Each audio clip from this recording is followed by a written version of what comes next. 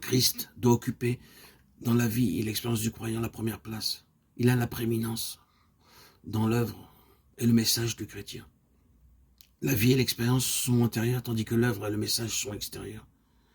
Christ doit avoir la prééminence, non seulement intérieurement, mais aussi extérieurement.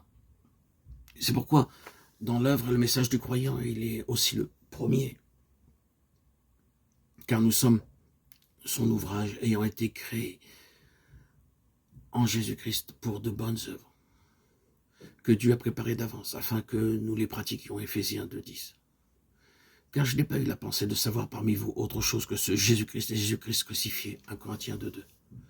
Nous ne nous prêchons pas nous-mêmes, c'est Jésus-Christ le Seigneur que nous prêchons.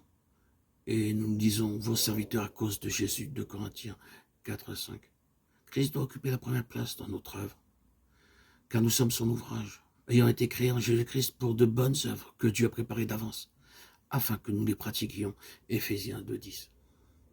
Ces bonnes œuvres dont parlent l'épître aux Éphésiens ne sont autres que la personne de Christ. C'est pourquoi marcher dans de telles œuvres signifie marcher en Christ. Mis à part nos occupations quotidiennes, nous faisons tous l'œuvre de Dieu, d'où l'importance de marcher dans les bonnes œuvres de Dieu. Il y a une grande différence entre servir Dieu et travailler pour Dieu. Beaucoup travaillent pour Dieu sans le servir. Une œuvre fidèle, si elle est réellement pour Christ, s'estime en fonction du motif et du but qui nous pousse à agir. Faire l'œuvre de Dieu comporte des satisfactions, des souffrances. Bien que toujours difficile, elle offre des temps de prospérité. Elle possède un certain intérêt et une attirance. Fréquemment, nous œuvrons par intérêt et non pour Christ. Beaucoup courent ici et là pour gagner une réputation dans l'œuvre. Certains fournissent même un énorme travail, mais en réalité, ils n'ont pas servi Dieu. D'éternité en éternité, Dieu œuvre pour donner à son Fils la prééminence. C'est pourquoi nous devons aussi travailler pour Christ. À moins d'une purification de nos mobiles et de nos intentions, la bénédiction de Dieu ne pourra pas nous être accordée. Nous travaillons pour Christ et non pour les pécheurs. La mesure de Christ dans nos œuvres déterminera la mesure de notre succès. Puissons-nous, au début de toute œuvre, permettre au Saint-Esprit de sonder nos pensées et les intentions de nos cœurs pour qu'il nous aide à discerner ce qui procède de l'esprit ou de l'âme. Nous ne devons pas œuvrer pour notre croissance, pour notre groupe ou même pour notre enseignement préféré, mais nous devons travailler uniquement pour Christ. Nous nous réjouissons là où Dieu obtient quelque chose. Nous sommes heureux partout où il gagne du terrain, même si ce n'est pas le résultat de notre travail. Nous ne voulons pas préserver notre enseignement, mais sauver les pécheurs, ne pas faire plaisir à nos cœurs, mais simplement satisfaire le cœur de Christ. Partout où nous prospérons, où nous accroissons pour nous-mêmes, le Seigneur sera empêché d'agir et nous souffrirons des pertes. Nous serons délivrés de l'orgueil et de la jalousie en nous réjouissant de tout lieu où le Seigneur gagne du terrain.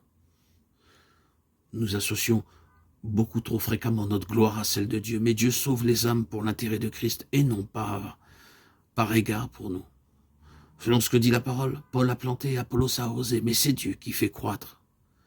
L'œuvre ne s'est pas accomplie par une seule personne de peur que les gens ne disent « je suis de Paul » ou bien « je suis d'Apollos ».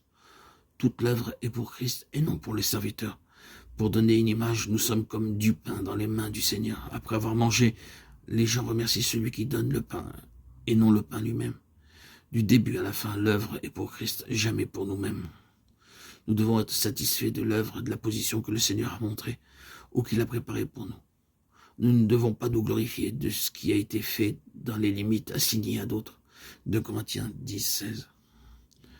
Combien nous aimons déserter notre champ et fouler le terrain assigné à d'autres. La question n'est pas de se sentir capable de travailler, mais de savoir si Dieu nous l'a commandé.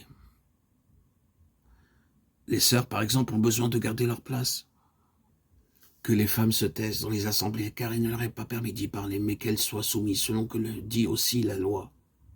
Si elles veulent s'instruire sur quelque chose, qu'elles s'interrogent leur mari à la maison, car il est malséant à une femme de parler dans l'église. 1 Corinthiens 14, 34, 35. Elles ne doivent pas trancher ou décider avec autorité par la parole de Dieu.